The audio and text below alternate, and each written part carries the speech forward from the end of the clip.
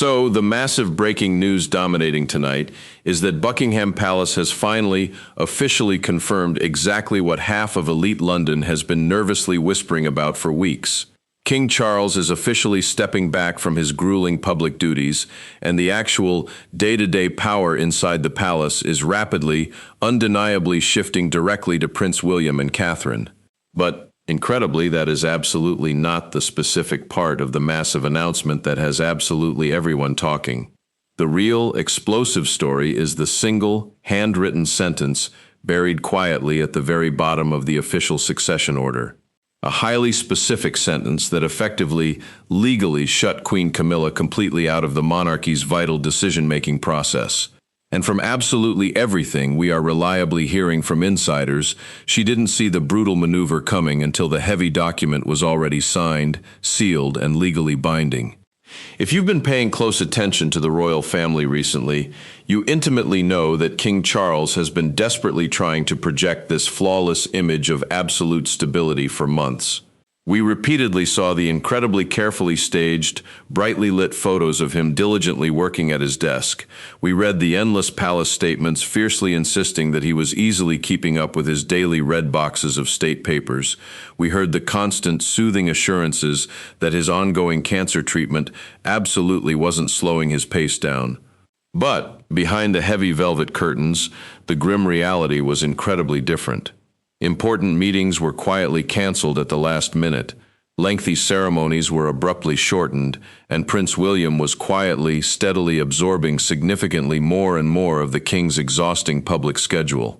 What we are definitively learning now is that the absolute breaking point happened completely out of public view during a private rehearsal for a massive state ceremony in London.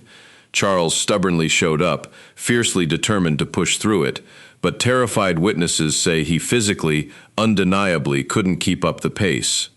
The color completely drained out of his face, his usually sharp answers got noticeably shorter and confused, and his mental focus visibly drifted. Eventually, the large room had to be hastily cleared by security, and his personal doctors were urgently called in.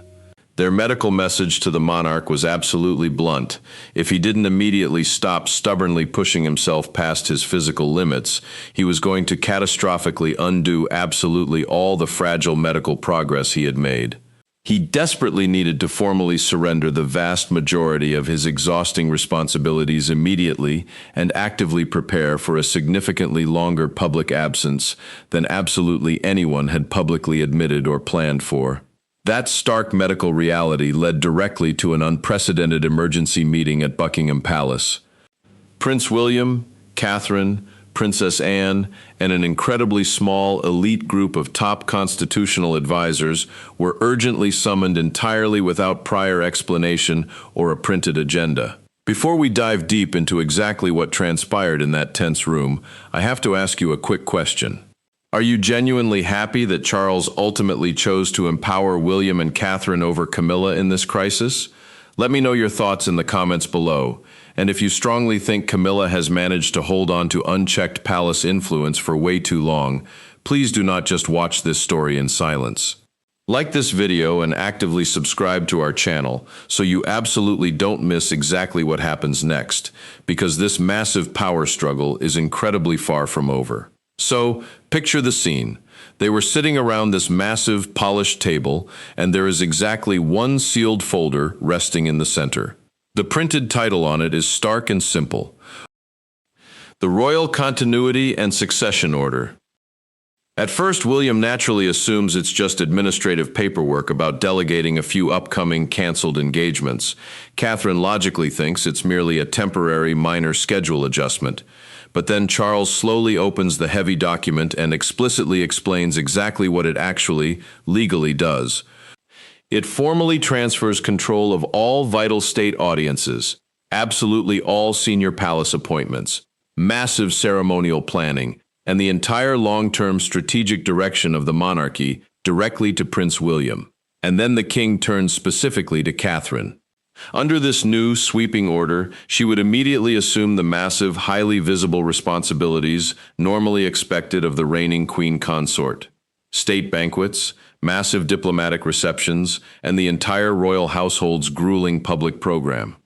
Basically, all the highly visible, vital duties that clearly tell Britain and the entire Commonwealth exactly who is actually at the center of royal life right now. Catherine didn't respond right away, and honestly, I completely get her hesitation. Formally accepting a massive role like that instantly changes exactly how absolutely every single future public appearance is interpreted by the press. It's one thing to dutifully support your husband as the heir. It's an entirely different, massive thing to officially step into a position that makes you look exactly like you are already functioning as the queen-in-waiting while the king is still alive. William forcefully pushed back against the plan too. He bluntly told Charles that the cynical public and hostile press might easily think he actively forced this sudden transition, that it would look exactly like ruthless ambition rather than sad medical necessity. But Charles was incredibly clear and unyielding. He firmly stated the difficult decision was entirely his own, and that fiercely protecting the survival of the monarchy couldn't possibly mean foolishly pretending his physical strength hadn't drastically changed. He was actively, deliberately trying to shield them from the inevitable public blame. But here is exactly where the meeting gets incredibly weird and highly conspiratorial. Before the discussion could continue any further, Princess Anne silently reached into her bag and placed a second, entirely different folder directly on the table. Inside were highly confidential, leaked notes originating from senior members of Queen Camilla's own private household.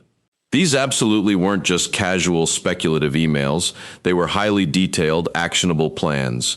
Meticulous plans for exactly how Camilla could aggressively preserve her own authority if Charles was forced to withdraw. Exactly how her private office could ruthlessly retain influence over massive ceremonies, key appointments, and the palace program. And exactly how William's new, sweeping control could be deliberately treated by staff as merely temporary, even if Charles ultimately remained away for many months or years. William read the explosive first page twice in disbelief. Catherine stayed completely, perfectly still. The terrifying implications of the document were impossible to ignore.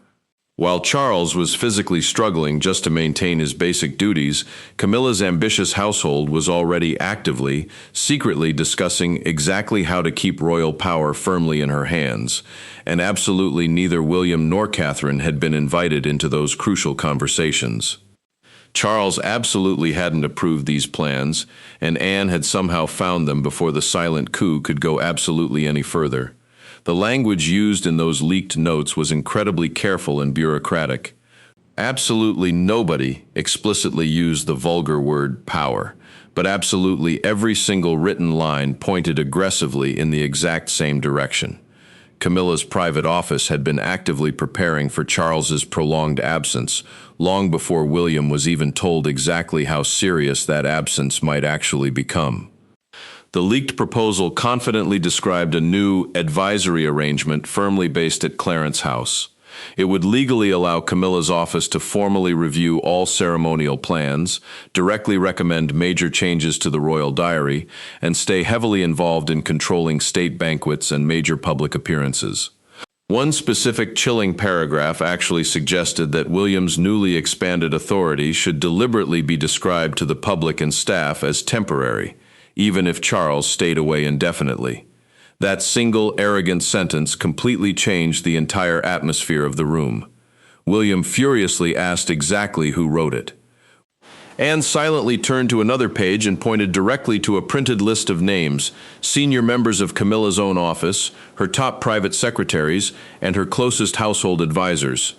Charles read the names in complete, stunned silence. He absolutely hadn't approved the meeting that generated these notes. He absolutely hadn't requested the proposal, and he definitely hadn't been told that his wife's household was already actively discussing exactly how to preserve their own influence after he stepped back from power. Catherine's sharp attention moved quickly to the margins of the document. There were specific, handwritten comments scribbled next to the proposals. One comment strongly recommended that all major ceremonial decisions should strictly require formal consultation with the Queen's office. Another explicitly warned against allowing Kensington Palace, William and Catherine's operation, to become the absolute only center of authority during the King's recovery. The underlying message beneath absolutely all that polite, bureaucratic wording was entirely unmistakable. William could do the exhausting heavy lifting and carry the physical burden, but Camilla fully intended to keep a firm hand on the institutional controls. Anne quietly explained that the damning papers had reached her only after a senior aide in Camilla's camp became deeply uneasy about the power grab. The concern in the documents was cleverly framed as maintaining continuity, stability, and experience. Palace language can easily make almost absolutely anything sound harmless and necessary, but Charles forcefully closed the folder and asked the exact, terrifying question absolutely everyone was thinking. Did Camilla know about this? Anne carefully said the extensive discussions had definitively taken place throughout her household, but the specific documents didn't explicitly show exactly how much Camilla had personally formally approved. William looked fiercely toward the heavy door, clearly ready to confront her right there in the hallway. Charles immediately stopped him. He firmly said this massive crisis couldn't possibly become a messy corridor confrontation, not with hundreds of staff constantly moving through the palace and hungry reporters aggressively watching absolutely every single change in the royal schedule. Camilla would be summoned entirely privately and given one chance to explain herself. The intense meeting broke for 20 agonizing minutes. William walked into an adjoining room overlooking the gardens. His initial hot anger absolutely hadn't gone away. It had simply settled into something significantly colder and more calculated. Catherine quietly followed him and astutely reminded him that the leaked papers were incredibly dangerous, specifically because they looked so bureaucratic and reasonable. A loud public accusation would easily allow Camilla's savvy office to completely deny everything and successfully paint William to the press as a greedy heir impatient for the crown. He deeply understood that, and it made the betrayal feel infinitely worse. When Camilla finally entered the room, Charles was rigidly seated at the head of the long table and deliberately kept the folder closed. William stood tensely near the fireplace. Catherine sat perfectly composed directly opposite the empty chair prepared for Camilla. Absolutely nobody raised their voice. The heavy, suffocating silence did more than enough. Charles asked her incredibly directly whether her household had actively discussed creating an advisory council operating from Clarence House after his medical withdrawal. Camilla paused briefly and carefully said that responsible staff had merely considered several remote possibilities. She smoothly described it as prudent preparation, absolutely not ambition. She fiercely argued that a massive monarchy facing unprecedented medical uncertainty simply couldn't afford to casually discard her vast experience. She had stoically stood beside Charles through long years of intense public pressure. She intimately understood the complex diplomatic calendar, the intricate ceremonial machinery, and the notoriously difficult personalities inside the royal household. Removing her office completely from absolutely every important decision wouldn't create stability, she argued. It would create massive, dangerous disruption. Then, she boldly made her request. The official succession order should be immediately amended. She proposed a formal, recognized position, legally allowing her to retain significant influence over major state banquets, key ceremonial appointments, massive charitable patronages, and the overall public program. In her plan, William would manage the boring, day-to-day constitutional business, Catherine could look pretty and represent the crown beside him, but Camilla's seasoned household would remain heavily involved whenever ancient tradition, protocol, or the king's personal interests were concerned. It sounded exactly like a reasonable compromise. It absolutely wasn't. Catherine, who had been silent, asked exactly one piercing question. Who, exactly, would make the absolute final decision when William and Camilla inevitably disagreed? Camilla answered smoothly that Charles's own wishes should always guide them. But that was the massive, glaring problem. Charles's physical and mental absence was the entire, absolute reason this new arrangement existed in the first place. Yet Camilla's self-serving proposal still heavily depended on him exhausting himself settling their petty disputes from his private sickbed while he was supposed to be recovering. The immense burden would immediately come right back to him through endless phone calls, competing, confusing instructions, and desperate appeals for his intervention. Anne silently opened the folder and slid one specific page directly toward Charles. It explicitly described William's new authority as reversible. That single, arrogant word ended the discussion completely. Charles firmly told Camilla that absolutely no amendment would be made that created a rival court or weakened the heir's absolute authority. Camilla's confident expression instantly changed. She turned sharply to William and asked, her voice cold, if this was exactly what he wanted. William answered evenly that he absolutely hadn't written the order. Charles had. Camilla stood up and left the room without ever explicitly accepting the king's decision. The heavy door closed very softly behind her, but absolutely nobody in that room mistook her icy calm for total surrender. Charles then turned and asked the constitutional advisor the terrifying question absolutely everyone had been avoiding. Could Camilla's powerful household actively challenge the order after it was legally signed? The advisor looked grimly at the final page and said there was exactly one way to make absolutely sure they never could. He explained that a massive transfer of duties could be subtly challenged through endless interpretation. Her household might falsely claim consultation rights, a loyal aide might deliberately delay a key appointment, a disputed instruction could be endlessly returned for clarification. Absolutely none of those subtle bureaucratic moves would legally overturn William's authority, but each and every one could significantly slow it down, publicly weaken it, and cruelly force the sick king right back into the exact power struggle he was desperately trying to escape. Charles deeply understood that this was absolutely no longer just about whether William could physically carry the heavy workload. It was about whether absolutely anyone would be allowed to deliberately obstruct him while falsely pretending to protect the crown. William moved slowly away from the fireplace and sat directly opposite his father. He told Charles firmly that he absolutely wouldn't accept massive authority built entirely on public humiliation. He wouldn't comfortably appear before the entire country exactly as though his father's tragic illness had become a cynical opportunity for a power grab. If the massive announcement went forward, it absolutely had to preserve the king's total dignity. Charles nodded slowly. Stepping aside absolutely wasn't surrender, he said firmly. It was a brave choice made long before physical weakness allowed greedy others to choose for him. Catherine astutely asked exactly how the massive transition would be presented to the public. Her primary concern was absolute clarity. The country absolutely couldn't be shown one neat arrangement on television while the palace secretly operated under a chaotic, entirely different one behind closed doors. If William was fully expected to lead the institution, the public program had to flawlessly reflect it. If Catherine was fully expected to assume the Queen's massive visible duties, absolutely no private office could quietly, maliciously revise her decisions. Anne watched Charles incredibly closely. He had spent his entire life exhaustingly balancing deep affection, rigid duty, massive history, and profound guilt. Now, absolutely every attempted compromise led directly back to the exact same massive problem. Camilla desperately wanted public recognition for standing beside him.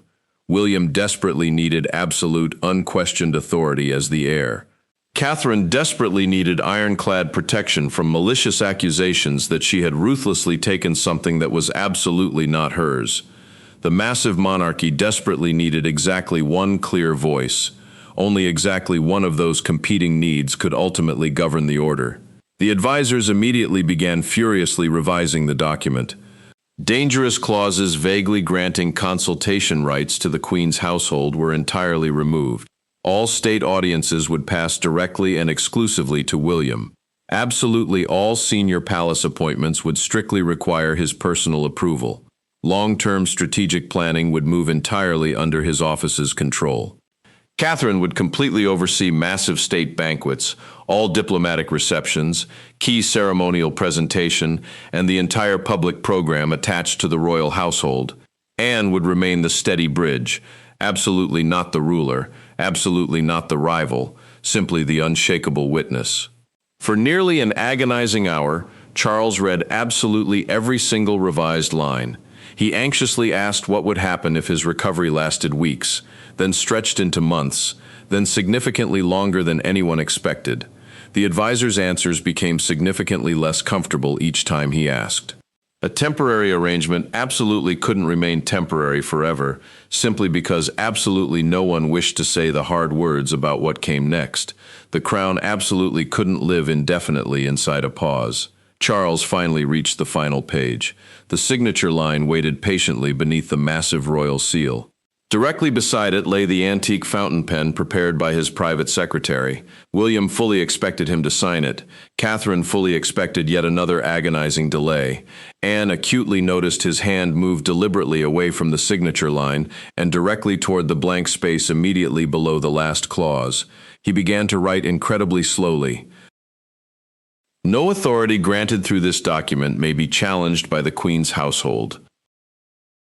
That one, handwritten sentence changed absolutely everything. William read it once, then read it again in disbelief.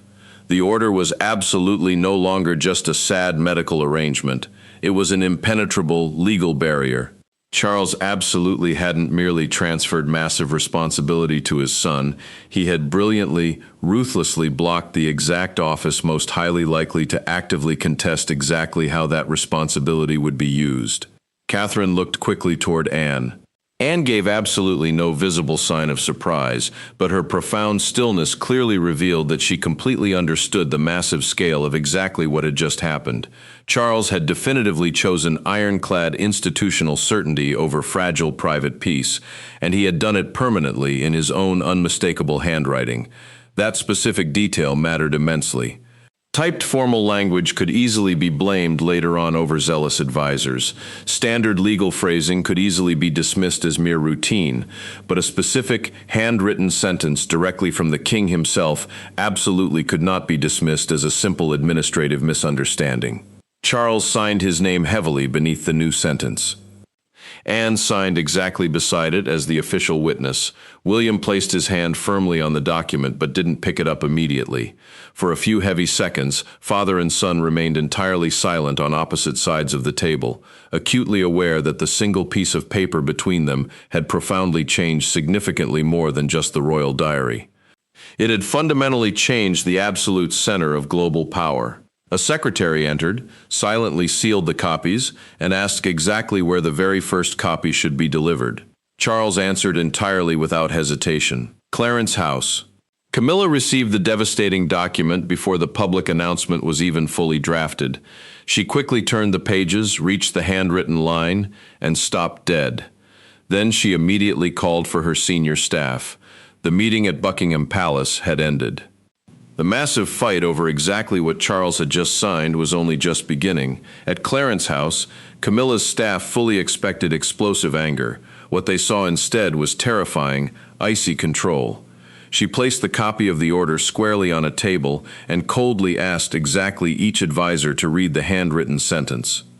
Absolutely no one spoke. The words were entirely too direct.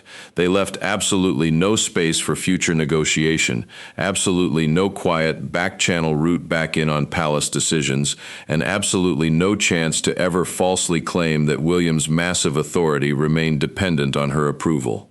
Camilla asked sharply whether the devastating sentence could somehow be softened before the public announcement went live. Her top legal advisor answered incredibly carefully. The king had written it himself. The royal seal had been officially applied. Princess Anne had formally witnessed the signature. Absolutely any attempt to alter the wording now would require Charles to formally reopen the entire order. Camilla instantly understood the massive problem.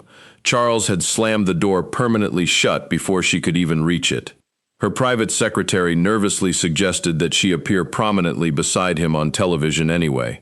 A united, smiling image might successfully preserve the illusion of influence that the document had just stripped away. Camilla vehemently rejected the idea. Standing silently beneath palace cameras while William and Catherine were publicly presented as the absolute new center of the monarchy would look exactly like total consent. Worse, it would make her a humiliating public witness to her own explicit exclusion. She would absolutely not give them that triumphant picture. Across London, Buckingham Palace moved with incredibly unusual, frantic speed. Communications officers furiously drafted the final statement. Ceremonial staff meticulously measured camera positions in the grand throne room. Security teams rapidly revised arrival plans. Government representatives in Westminster received a highly restricted notice that the king would briefly address the country regarding the future conduct of royal duties. The specific language was chosen with agonizing care. Charles was absolutely not abdicating. William was absolutely not being crowned king. Catherine was absolutely not being declared queen. Yet absolutely every practical detail pointed heavily toward the exact same undeniable reality.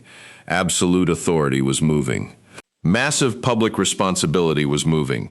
The incredible, visible weight of the crown was moving firmly with it. The official palace statement would politely call it continuity. The people in the room would accurately call it succession. Charles adamantly insisted on appearing first. His panicked advisors desperately wanted a simple written announcement released quietly through official channels, but he completely refused to let his illness speak for him.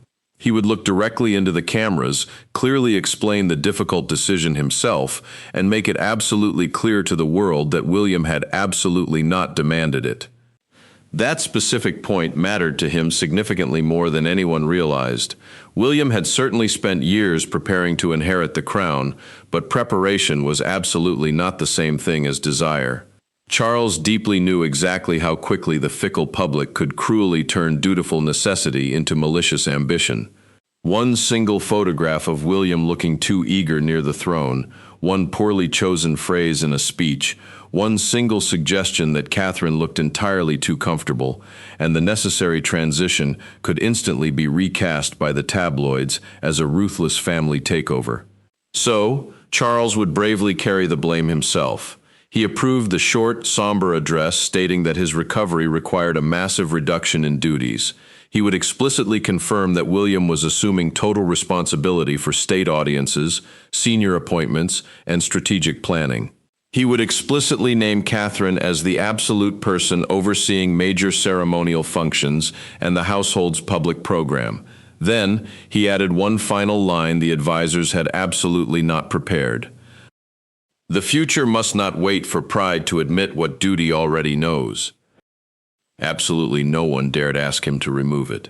At Clarence House, Camilla received the final, printed schedule for the broadcast. Her specific arrival time had been deliberately left blank. A physical place remained available near Charles during the opening statement if she chose to attend, but absolutely no speaking role had been assigned to her afterward. She could attend merely as his silent wife. She could absolutely not participate as a decision-maker. That specific distinction cut significantly deeper than absolutely any public insult ever could. Camilla sent exactly one final message to Buckingham Palace. She asked pointedly whether Charles would reconsider the restriction on her household if she agreed to appear beside him. The blunt reply came exactly 20 minutes later. The order stood exactly as signed. Camilla instantly canceled her waiting car. Outside Buckingham Palace, broadcasters rapidly began live coverage. Massive crowds gathered anxiously beyond the iron gates. Newsrooms across the entire United Kingdom completely cleared their schedules. The very first live images showed senior officials entering quickly through a side entrance, closely followed by Anne, then William and Catherine. Camilla was glaringly missing. Wild rumors spread immediately across social media. Some confidently claimed sudden illness. Others accurately suggested a massive private disagreement. Palace officials stubbornly repeated the exact same useless phrase, a private family matter. Inside, Charles waited quietly in a private room with the original, signed order resting beside him. William arrived first. Catherine closely followed. Anne stood silently by the window, watching the massive courtyard below rapidly fill with television cameras. Charles looked incredibly tired, but his voice remained surprisingly steady. He told William that the impending announcement would permanently change the public understanding of their relationship. From that exact moment, absolutely every decision would be exhaustively examined for signs of conflict. Every single absence would instantly become a wild conspiracy theory. Every single appearance would be heavily treated as a formal declaration. William answered simply that he would honor the reign already in progress. Catherine said absolutely nothing. She was looking intently at the two massive ceremonial chairs positioned beyond the open doors. One bore William's place, the other bore hers. A breathless palace aide entered and finally confirmed that Camilla would absolutely not attend. Charles closed his eyes briefly, then gave the heavy order to begin.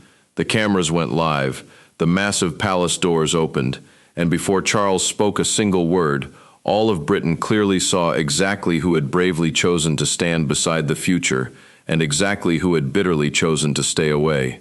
Charles entered the prepared room entirely alone. For several agonizing seconds, he stood heavily behind the lectern entirely without speaking. The high-definition cameras had easily found the immense strain around his eyes. Absolutely no palace statement could possibly hide it. He looked fiercely determined, but the immense physical effort required to remain standing there was painfully visible. Then he began. He told the silent country that duty sometimes demanded a person recognize the massive difference between stubborn endurance and genuine service. Continuing at absolutely any cost, he said, would not protect the monarchy. It would expose it to dangerous uncertainty. His recovery strictly required massive distance from the daily, crushing weight of the crown, and the ancient institution required strong leadership that could act completely without hesitation. He explicitly named William.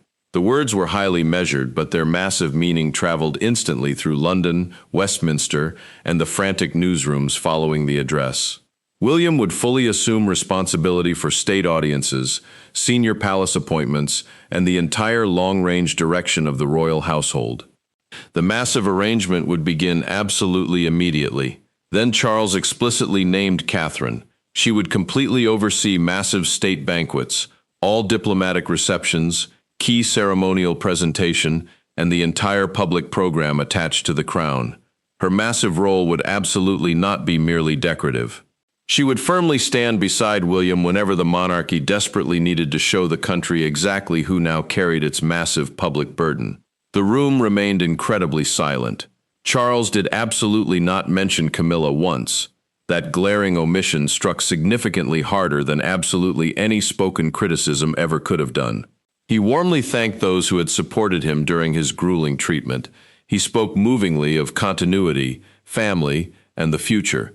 But the very woman who had stood beside him through his entire reign was glaringly absent from both the room and the massive transfer of authority.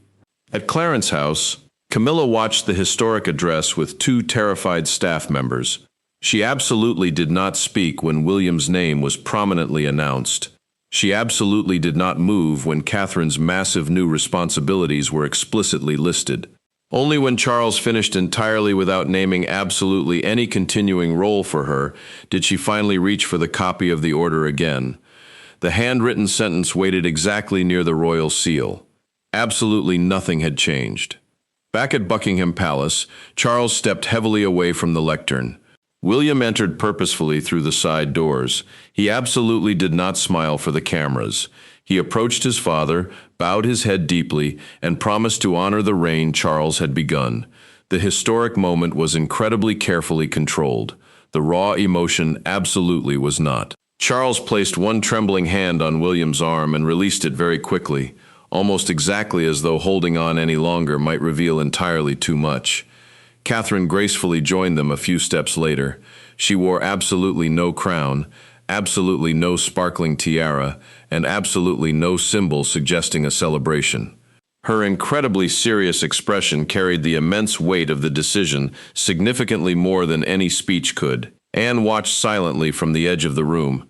She had seen countless constitutional moments presented as pageantry before. This was fundamentally different. There were absolutely no cheers inside the palace, absolutely no celebratory music, absolutely no sense of victory, only a fractured family desperately trying to turn a highly private collapse in medical confidence into a flawless public image of unbroken order. Then Charles left the room. The cameras remained active. William and Catherine slowly turned toward the grand throne room, exactly where the two massive ceremonial chairs had been positioned perfectly beneath the royal insignia. They began walking together incredibly slowly, ensuring enough time for absolutely every single broadcaster to capture the historic image across the entire United Kingdom. The immense symbolism was immediate and undeniable. This was absolutely not a formal coronation, but it looked exactly like the absolute beginning of something that could absolutely not easily be reversed. William stopped squarely before the first chair. Catherine stood perfectly beside the second. Neither sat down at once. For one suspended, historic moment, they remained standing, acutely aware that the entire country was actively watching them inherit massive responsibility long before it actually inherited a new monarch. Then William finally took his place. Catherine followed. The stunning pictures spread rapidly across television screens and phones within minutes. Excited commentators frantically debated whether the palace had completely crossed an invisible constitutional line. Fierce supporters described it as completely necessary stability. Cynical critics questioned exactly how temporary the massive transfer could possibly be when the entire ceremony had been explicitly designed to present William and Catherine as the monarchy's absolute new center. But one massive question dominated absolutely every broadcast. Where exactly was Camilla? Palace officials stubbornly repeated that her glaring absence concerned a private family matter. The vague phrase satisfied absolutely no one. Investigative reporters outside Buckingham Palace had already learned that her official car had been abruptly canceled right before the address. Others quickly discovered that absolutely no future ceremonial role for her appeared anywhere in the extensive public briefing documents. The neat, official explanation began to rapidly unravel. Inside Clarence House, Camilla ordered the television completely switched off. She had certainly expected Charles to significantly reduce his schedule.